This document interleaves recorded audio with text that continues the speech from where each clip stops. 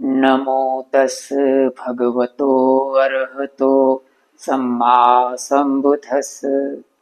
साधु साधु साधु। आज हम बात करेंगे भगवान बुद्ध के शरीर के ऊपर जो 32 लक्षण थे, उनमें से 3 लक्षणों के ऊपर आज हम बात करेंगे। इन 3 लक्षणों को समाधि अवस्था निरोध समापत्ति के साथ बहुत गहरा नाता है।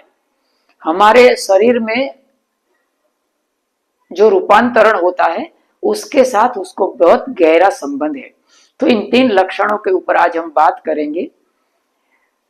शुरू करने से पहले एक बात समझ लेते हैं कि भगवान बुद्ध के शरीर के ऊपर जो 32 लक्षण थे वो किसी एरे गहरे नथु घेरे के शरीर के ऊपर प्रकट नहीं होते हैं। ऐसे 32 लक्षण अनेक अनेक जन्मों का परिणाम होता है। डार्विन ने जो उत्क्रांति की बात कहा वो तो सिर्फ जनरेशन टू जनरेशन की बात कहा। वो समझना आसान है कि कोई व्यक्ति जनरेशन टू जनरेशन विकसित होता है। हेरिडेटरी में हम उसको समझ सकते हैं कि पिता में जो लक्षण होते हैं वो बेटे में आता है, बेटे में जो लक्षण होते हैं उसके बेटे में आता है। तो ये बात समझना आसान है। लेकिन जन्म और मृत्यु के दौरान भी उत्क्रांति अगर चालू रहती है तो वो बात समझना थोड़ा कठिन होता है। तो भगवान बुद्ध ने जो अनेक जन्म तक उन्होंने प्रयत्न किया था, भगवान बुद्ध के शरीर के ऊपर जो 32 लक्षण पैदा हुए वो कोई एक जन्म का या तो इसी जन्म का परिणाम नहीं था। अनेक जन्म तक वो थोड़ा थोड़ा थोड़ा प्रयत्न करते रहे। वो प्रयत्न जितना प्रयत्न करते थे उनके अनुसार उनके शरीर में कुछ बदलाहट होती थी। उनका शरीर धीरे धीरे उत्क्रांतित होता था।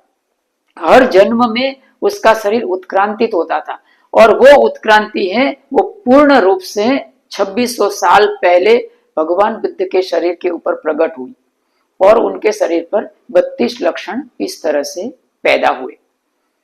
तो ये 32 लक्षणों में से 3 लक्षण, जिसमें एक लक्षण यह था उनका जीवन बहुत लंबा था।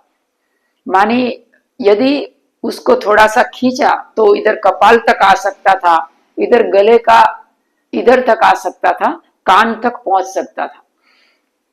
इतना लंबा उनका जबान था। तो ये लंबी जबान और बुद्धत्व और समाधि के बीच में क्या संबंध है उसको हम समझते हैं। वीडियो और वक्तव्य दोनों को अच्छी तरह से समझने की कोशिश करिएगा, अच्छी तरह से भावित करने की कोशिश करिएगा। हो सकता है आपकी साधना में वो बहुत ही मदद रूप साबित हो। जो समझ सकता है वही समझा सकता है, और जो समझा सकता है समझ लेना उसने कुछ अनुभव किया है। तो उनकी जुबान लंबी थी। जिसकी भी जुबान लंबी होती है, यदि वो ध्यान का प्रयत्न करता है तो उसको ध्यान के प्रयत्न में आसानी से वो समाधि अवस्था में प्रवेश कर सकता है।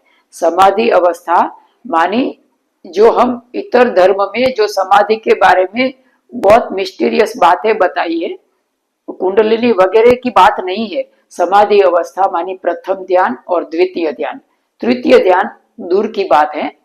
तो प्रथम और द्वितीय ध्यान में आसानी से वो व्यक्ति प्रवेश कर सकता है जिसकी जीवान ज्यादा लंबी होती है। उसका कारण है क्योंकि लंबी जीवान के कारण हमारा तालु प्रदेश है उसमें अच्छी तरह से स्पंदन महसूस कर सकते हैं हम। ये एक अनुभव की बात है, उसको मैं समझा नहीं पाऊंगा बराबर, तो समझाने की कोशिश करता हूं कि हमारी लंबी जबान है उसको तालु प्रदेश के साथ अच्छा कांटेक्ट होता है। यदि लंबी है जबान तो क्या होता है, हमारा जो न्यूरॉन्स है, हमारा जो मानस है, उसको अच्छी तरह से रिलैक्सेशन मिलता है, उसमें अच्छे से स्पंदन पैदा होता है। तो व्यक्ति आसानी से समाधि अवस्था प्राप्त कर सकता है, प्रथम ध्यान द्वितीय ध्यान। तो जिसकी जुबान लंबी होती है उसके लिए आसान बन जाता है। फिर जरूरी नहीं है कि ऐसा खेचरी मुद्रा की जाए और उसको अपना जो ये तालु प्रदेश में जो हॉल है उसमें जीवान लगाया जाए, ये जरूरी नहीं है। हाँ, लंबी जीवान होना चाहिए और यदि कुदरतन रूप से ये होता है तो ये जायज बात है। तो अभी यहाँ होता यह है कि भगवान बुद्ध के शरीर के ऊपर जो 32 लक्षण थे, वो 32 लक्षण प्राप्त करने के लिए लोगों ने उसका विकृतीकरण किया। यह बहुत सामान्य बात है, उसमें कोई निंदा टीका टिप्पण नहीं है। हर चीज माने जितना भी आज हम देख रहे हैं वो आगे जाकर विकृत हो जाएगी, और हम जो देख रहे हैं वो पहले अच्छी थी और आज हम विकृत उसको देख रहे हैं। समय और घटनाएं किसी भी चीज को विकृत करती है, विकृत करती है, विकृत करती ही रहती है, फिर बहुत विकृत हो जाती है, फिर उसमें से लोग अशुद्धता निकालने की कोशिश करते हैं। यह बहुत स्वाभाविक बात है। इसीलिए आज हम जितने भी धर्म संप्रदाय देख रहे हैं, गुरु परंपरा देख रहे हैं, सब की सब विकृत ही है। क्या बुद्धिज्म पहले ऐसा था? नहीं, बुद्धिज्म भी पहले ऐसा नहीं था, उसमें अनेक विकृतियां आज भी आ गई। ऐसा किसी भी धर्म संप्रदाय गुरु परंपरा के साथ होता है, या कोई भी धर्म के साथ यही होता है। लोग अपनी सहूलियत के मुताबिक किसी भी परंपरा को तोड़ते हैं, मरोड़ते हैं, कुछ घुसेड़ते हैं, कुछ निकालते हैं। इस तरह से किसी भी चीज को विकृत होता रहता है, होता रहता है, होता रहता है। लेकिन यहाँ जो हम विकृति की बात कर रहे हैं वो अलग प्रकार की है। भगवान बुद्ध के शरीर के ऊपर जो 32 लक्षण थे, उनमें से जो लंबी जबान थी, कुछ कुछ उनके दूसरे लक्षण भी थे, तो उनके शरीर पर ये बाह्य जो लक्षण थे, और भगवान बुद्ध ने बुद्धत्व का प्राप्ति किया था, तो ये दोनों का मेल बिठा दिया लोगों ने। क्या कि बुद्धत्व प्राप्ति किया उन्होंने क्योंकि उनके शरीर के ऊपर 32 लक्षण थे, तो उन्होंने उल्टा बांध लिया कि यदि हमारे शरीर के ऊपर कैसे भी करके 32 लक्षणों को पैदा किया जाए तो हम बुद्धत्व की प्राप्ति कर सकते हैं। ऐसा सोच के उनका शरीर के ऊपर जो 32 लक्षण थे उसके मुताबिक शरीर के ऊपर 32 लक्षण प्राप्त करने के प्रयत्न किए गए।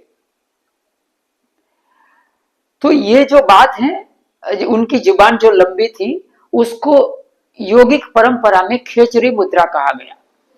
खेचरी मुद्रा, तो खेचरी मुद्रा में क्या होता है, जुबान को आर्टिफिशियली उसके जुबान के नीचे को तंतु को काटा जाता है। ये योगिक परंपरा में किया जाता है, तंतु काटा जाता है, जुबान को लंबी किया जाता है, फिर उसको तालु प्रदेश है, हॉल है, उसके अंदर लगाया जाता है। तो इसके लाभ मिलते हैं, इसमें कोई शंका नहीं है। उसका जो समाधि अवस्था, प्रथम ध्यान, द्वितीय ध्यान प्राप्त करने में लाभ मिलेंगे, उसमें कोई शंका नहीं है। लेकिन यह क्यों शुरुआत हुई? यह शुरुआत हुई भगवान बुद्ध के शरीर के ऊपर जो 32 लक्षण थे उनका उन्होंने पीछा पकड़ा कि यदि हमारे शरीर के ऊपर 32 लक्षण होते हैं तो हम बुद्ध बन सकते हैं। इसके कारण जुबान को लंबी की गई। इसीलिए आप जानकर हैरान होंगे कि हठ योग प्रदीपिका स्वात्वा राम ने जो लिखा उसमें खेचरी मुद्रा की बात कहा है और बुद्ध को सिद्ध के रूप में रजू किया गया है। एक उनकी गाथा है, उसमें मैं वो गाथा भूल गया, उसमें बुद्ध को सिद्ध के रूप में रजू किया गया। अभी आप सोचिए कि स्वात्वा राम का समय तो अभी 1000 वर्ष के आसपास का भी नहीं है। उनके पहले गोरखनाथ हो गए। गोरखनाथ का काल है वो 1000 से 1500 साल के पहले का नहीं है। उसी तरह से पतंजलि का काल भी 1000-1500 साल के आसपास ही है। ये तीनों महारथी योगा के फील्ड के जितने भी आज यौगिक परंपराएं चलती है, ये तीनों महारथी के कारण चलती है। ये तीनों के ऊपर आज का सारा यौगिक क्षेत्र चलता है और तीनों का काल है वो भगवान बुद्ध के बाद का काल है। भगवान बुद्ध के काल हो गया 2600 साल। तो जैसा मैंने कहा, यदि हमारे शरीर के ऊपर 32 लक्षण होते हैं तो हम बुद्धत्व की प्राप्ति कर सकते हैं। इसके कारण बहुत सारी विकृतियां पैदा की गई कि जिसके कारण से 32 लक्षण पैदा हो सके। जैसे कि यदि हम बहुत गाढ़ जटा इधर बांधते हैं, बहुत जटा बांधेंगे तो इसके ऊपर उपशिष्ट निकल आएगा। ये मानी अनुभव की बात है और उसको समझने की बात है और देखने की भी बात है। आप उसको अच्छी तरह से अनुभव भी कर सकते हैं, देख भी सकते हैं। तो हम बात कर रहे हैं खेचरी मुद्रा की। तो खेचरी मुद्रा है वो समाधि अवस्था की प्राप्ति में बहुत महत्वपूर्ण भूमिका निभाती है और उसका विकृतीकरण हो जाता है। लोग उसको विकृत कर देते हैं, फिर आर्टिफिशियली उनको जीवन को लंबा किया जाता है। उसका बेनिफिट मिलता है, उसमें कोई शंका नहीं है। प्रथम ध्यान द्वितीय ध्यान की प्राप्ति में करने में बहुत आसान हो जाएगा, जिसकी जीवन लंबी होती है उसको। यह बात है। यह एक बात थी एक लक्षण की।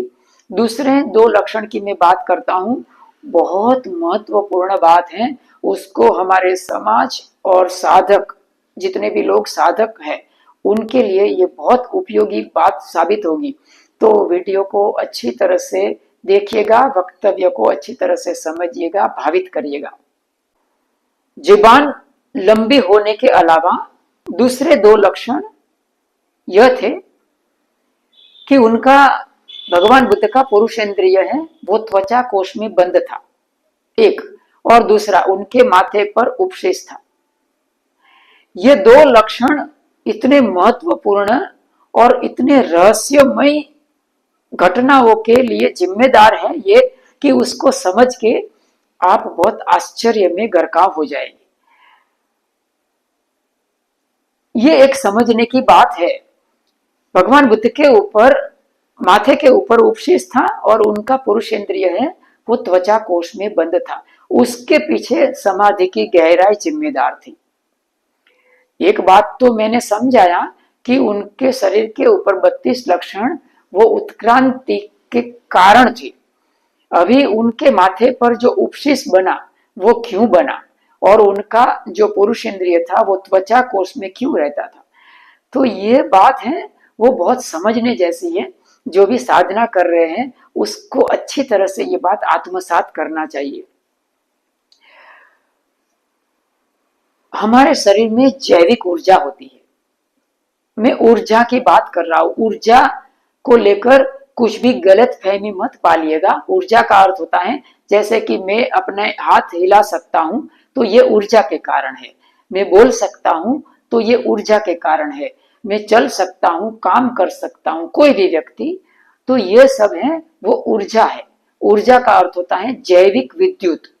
जो बाहर हम जितनी भी कोई लाइट चलाते हैं, पंखा चलता है, तो उनमें एक विद्युत होती है। बस ऐसी ही विद्युत हमारे शरीर में है, जैविक ऊर्जा।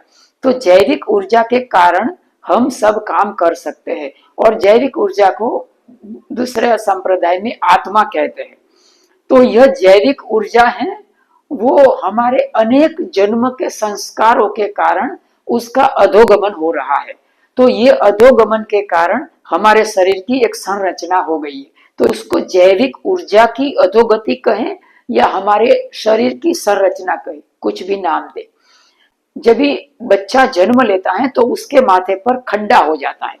तो ये खड्डा होने का कारण यह है कि उसके अंदर जो ऊर्जा है वो नीचे की तरफ गतिमान है। यह एक अनुभव की बात है। उसको आप लॉजिकली समझने की कोशिश करेंगे तो हो सकता है कुछ मिसकंसेप्शन आप बांध लेंगे। तो ये बात है। तो भगवान बुद्ध के शरीर में इससे उल्टा होता है। उनका ऊर्जा का ऊर्ध्वागमन हो रहा होता है प्रतिक्षण। तो क्या होता है, सामान्य लोगों में इधर खड्डा हो जाता है और भगवान बुद्ध के शरीर में ऊर्जा का ऊर्ध्वागमन के कारण इधर उपशीष बन जाता है। मानी ऊपर से सर ऊंचा उठ जाता है और पुरुष इंद्रिय अंदर चली जाती है। यह समझना जितना जटिल लगता है उतना ही उसका अनुभव अगर करेंगे तो पता चलेगा कि किस तरह से हमारे शरीर में ऊर्जा का ऊर्ध्वागमन होता है। तो ये भगवान बुद्ध के शरीर के ऊपर जो 32 लक्षणों में से 3 लक्षण थे, वो बहुत महत्वपूर्ण समाधि अवस्था के लिए जिम्मेदार थे। जब भी हमारी ऊर्जा का ऊर्ध्वागमन, हमारे शरीर में सबसे तरल चीज जैविक ऊर्जा है, सबसे तरल, और सबसे जो तरल होता है उसका स्वाभाविक गुण ऊर्ध्वागमन का होता है। लेकिन हमने जो अनेक जन्मों से अब तक किया है वो उत्क्रांति नहीं किया है, हमने अवक्रांति किया है। और अवक्रांति है, वो अवक्रांति के कारण ही नया बच्चा जब जन्म लेता है तो उसके माथे पर खड्डा हो जाता है। तो ये भगवान बुद्ध के शरीर के ऊपर जो महत्वपूर्ण 3 लक्षण थे उसकी मैंने बात कहा कि हम आनापान विपස්සना का अभ्यास करते हैं तो हमें जब अनुलोम विलोम करते हैं तो उसमें भी यही हम कर रहे हैं। लेकिन गोयंका गुरुजी बहुत प्रज्ञावान है, वो सब बातें समझाना नहीं चाहते हैं। ये समझाना है, कोई बार हमारा जो ज्ञान होता है, शाब्दिक ज्ञान होता है, वो हमारी प्रगति में बाधा बन जाता है। इसीलिए प्रज्ञावान गुरु जो बहुत ही होशियार गुरु होते हैं, वो कभी यानी सब कुछ बातें आपको नहीं बताते हैं, वो आपको प्रयत्न कराते हैं। प्रयत्न कराके कर वो जो अवस्था जब भी आप प्राप्त करते हैं तभी आपको पता चल जाता है कि ऐसा होता है।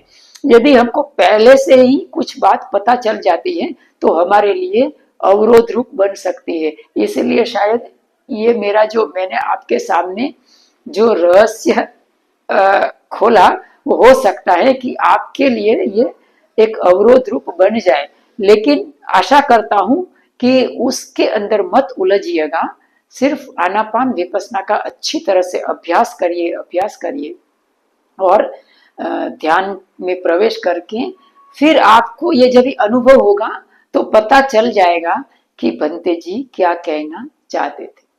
तो आज इतना ही रखता हूँ। जितने भी लोग चैनल व्हील ऑफ धम्म को देख रहे हैं सबके प्रति मंगल मैत्री व्यक्त करता हूँ। सबका मंगल हो, सबका मंगल हो, सबका मंगल हो। साधु साधु साधु।